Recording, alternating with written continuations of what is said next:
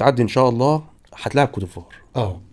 مصر الماتش ده جامد قوي يا تامر. ماتش من كلاسيكيات افريقيا. تمام، صح.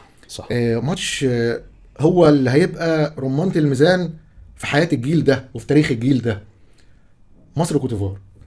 طبعا احنا هنقول توقع، بس انا هقول لك لو مصر عدت كوت ديفوار انا بنسبة 70-80% متوقع ان مصر ممكن تاخد البطولة بعد الماتش ده. بس الروح والحماس والادرينالين اللي بيضرب في الدم، صح. كل ده بعد ماتش كوت ديفوار. واحنا تاريخنا مع كوت ديفوار زي ما انت عارف يعني تاريخ قوي جدا، وماتشات برضو من الماتشات اللي هي متعبه بدنيا. ده حقيقي. تمام، احنا معاهم يعني، هم ما فرضوش سيطرتهم علينا خالص بيجي لهم التاريخ. بل بالعكس كسبنا منهم بطوله 2006 وكسبناهم في 2008 ماتش لحد دلوقتي. انا ما شفت فريق حط 4 تجوان في كوت ديفوار مثلا. يعني انت بتلعب، واياميها كنت بتلعب باسامي معظمها محليين وبتاع. فانت دلوقتي عندك يمكن ايدج كده من الافضليه، انت عندك اسامي كبيره وعندك ناس ونجوم عالميين وي وي وي. ماتش صعب، صعب. ماتش قوي. النسبه كام؟ 50-50. عشان اكون صريح معاك، مش هبخس حق مصر ولا هدوس على الجيل ده، لا ومش هنقلل من نفسنا ولا هنقلل من نفسنا قدام اي حد خالص. لكن ماتش ورقه وقلم. لو انا راجل مش مصري اصلا، ورقه وقلم وشفت ماتشات مصر وشفت ماتشات كوت ديفوار، ماتش 50-50. كلام سليم. هتقول لي توقع، اقول لك مش هقول لك توقع، عشان هتقول لي تمني، اقول لك مصر. انا عايز اسالك سؤال يا تامر. الماتش ده طبعا بعد توفيق ربنا، ماتش مدرب ولا لعيبه؟ 100% في الاول لحد ما تعدي اول مرحله الخطر اللي هي اول 30 دقيقه، ده لازم يكون المدرب موجود هنا، التكتيك بتاعه. خد بالك في ماتش كوت ديفوار انت لو عديت اول نص ساعه، ويا سلام لو عرفت تسجل في اول نص ساعه، بنسبه كبيره انت خدت الماتش. طب لو انت استقبلت في اول نص ساعه، انت بتنهار تماما. مش هتعرف تعمل اللي ما عملته قبل كده مع زيمبابوي، انت جبت دخل فيك جون وده بترجع، الموضوع مختلف.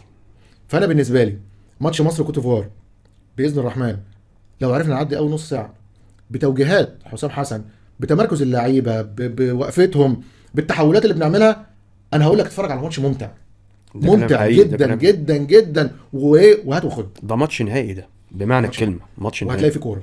بس عدى اول نص ساعه، انا خوفي كله من اول نص ساعه. انا متفق مع تامر ان الماتش ده لو احنا عديناه، انت بدات كسبت حمر اللقب وكسبت منتخب افريقي متمرس وشرس ومليان نجوم. هتاخد الدفعه المعنويه اللي هتخليك توصل بعد كده منتخب مصر. انا هقول حاجه بسيطه والله العظيم، الجيل ده وانا على مسؤوليتي الشخصيه، انا كنت يا تامر قاعد فتره متضايق منهم من بطوله 2019 لما صلاح والمحمدي راحوا شخطوا في الجمهور. مرجع شغفي ومرجع طبعا ده مصر وكل حاجه، بس انا بتكلم على المنتخب غير لما حسام حسن مسك المنتخب. ده اللي انا قلته والله يا محمد، هو الراجل ده كاريزماتيك جدا جدا جدا. وبعيدا بقى عن الناس اللي بتقعد تهاجمه، الراجل ده بيهجس، الراجل ده ما بيفهمش، انا كل ده مش فارق معايا. بص يا تامر، انا هقول لك حاجه، الحاجات اللي احنا بنرتبط بيها واحنا اطفال بالتنميه مع الواحد طول اي بني ادم في الدنيا كده. انا شجعت الاهلي عشان خاطر حسام حسن، ولما حسام حسن راح وساب الاهلي وراح الزمالك، انا في ناس اعرفهم كرهوا الاهلي واللي راح شجع الزمالك. انا يعني بفضل الله تنيتنا اشجع الاهلي. والموضوع هنا مش اهلي وزمالك، في كاريزما حسام زي ما تامر قال. انا ما شفت لعيب مصري لعب بروح مع منتخب مصر زي حسام حسن. ما شفت لعيب كان عامل للاهلي، الاهلي كان فاضي واحنا اطفال صغيرين، كان بيكسب بحس حسام حسن واخوه ابراهيم احسن باك يمين في تاريخ الكره المصريه. حسام حسن لما مسك المنتخب، انا قلت هو والله عملتها فيديو ونزلته على التيك توك، قلت دلوقتي هو كاسمه حسام حسن ممكن ما يكونش فنيا رهيب، بس حسام حسن في حاجه ان هو شخص مع دولت. انت عايز كده، انت عايز لما تروح تلعب. احنا الحاجات دي افتقدناها تامر من ايام الكابتن حسن شحات. اللعبه بقت طريه، معلش انا بتكلم في حاجه، وجايب مدير اجنبي هو بيتقاضى مبلغ مقابل تاديه وظيفه. الله ينور عليك. مشكله مدير فني اجنبي، مدرب اجنبي اطرى من اللعيبه. تنزل في افريقيا اللاعب يديله كتف كده تلاقيهم بيبعدوا بتاع. انا بعشقه كلاعب وبعشق. فهم دلوقتي وجودهم لما جم اتكلموا، انا كان الناس هجمته لما طلع قال ما حدش يكلمني والكلام ده، كان متعصب بعد ماتش اوزبكستان.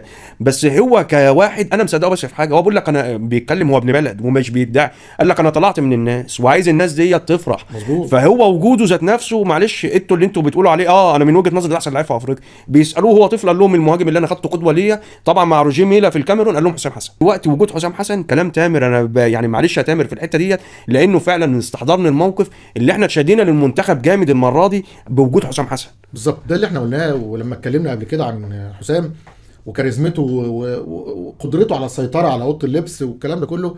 انا قلت لك مش هيعمل الكلام ده غير بعد حسن شحاته، غير حسام حسن. تمام.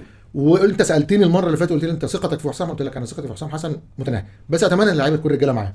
تمام. تمام. لان هو ده اللي هيخليك تعدي، لا فكر ولا تكتيك، هي الروح في الاول مهم مع الناس ديت. ده بالظبط. كلام حقيقي، ده كلام حقيقي.